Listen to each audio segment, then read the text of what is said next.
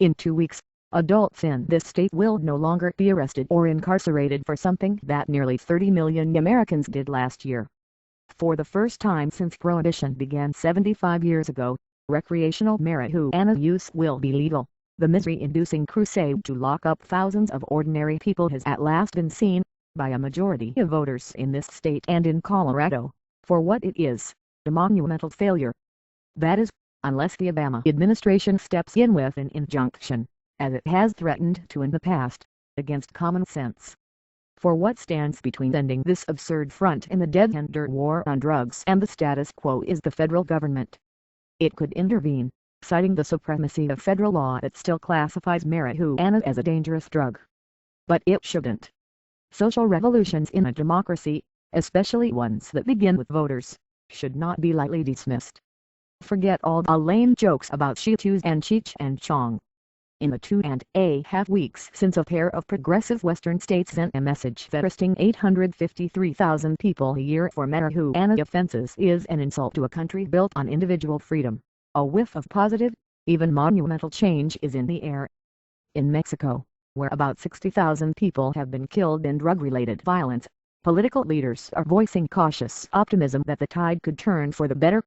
What happens when the United States, the largest consumer of drugs in the world, suddenly opts out of a black market that is the source of gangland death and corruption?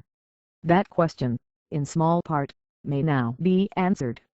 Prosecutors in Washington and Colorado have announced they are dropping cases, effective immediately, against people for pot possession. I've heard from a couple of friends who are police officers, and guess what? They have a lot more to do than chase around recreational drug users. Maine, ever sensible Maine, and Iowa, where the political soil is uniquely suited to good ideas, are looking to follow the Westerners. Within a few years, it seems likely that a dozen or more states will do so as well. And for one more added measure of good karma, on Election Day, Representative Dan Lundgren, 9-term Republican from California and a tired old drug warrior who backed some of the most draconian penalties against his fellow citizens, was ousted from office. But there remains the big question of how President Obama will handle the cannabis spring. So far, he and Attorney General Eric Holder have been silent.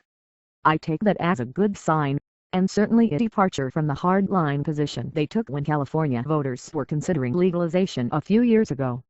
But if they need additional nudging, here are 3 reasons to let reason stand. Hypocrisy. Popular culture and the sports industrial complex would collapse without all the legal drugs that promise to extend directions, reduce inhibitions and keep people awake all night. I'm talking to you, Viagra, alcohol and high-potency energy drinks. Worse, perhaps, is the $25 billion nutritional supplement industry, offering pills that make exaggerated health claims and steroid-based hormones that can have significant bad consequences. The corporate cartels behind these products get away with minimal regulation because of powerful backers like Senator Orrin Hatch of Utah. In 2 years through 2011, more than 2,200 serious illnesses, including 33 fatalities, were reported by consumers of nutritional supplements. Federal officials have received reports of 13 deaths and 92 serious medical events from 5-Hour Energy. And how many people died of marijuana ingestion? Of course, just because well-marketed, potentially hazardous potions are legal is no argument to bring pot onto retail shelves. But it's hard to make a case for fairness when one person's method of relaxation is cause for arrest while another's lands him on a Monday Night Football. Tax and regulate. Already, 18 states and the District of Columbia allow medical use of marijuana. This chaotic and unregulated system has resulted in price gouging, phony prescriptions and outright scams. No wonder the pot dispensaries have opposed legalization. It could put them out of business. Washington state officials estimate that taxation and regulation of licensed marijuana retail stores will generate $532 million in new revenue every year. Expand that number nationwide, and then also add into the mix all the wasted billions now spent investigating and prosecuting marijuana cases. With pot out of the black market, states can have a serious discussion about use and abuse. The model is the Campaign Against Drunk Driving, which has made tremendous strides and saved countless lives at a time when alcohol is easier to get than ever before. Education, without one-sided moralizing, works. Lead. That's what transformative presidents do.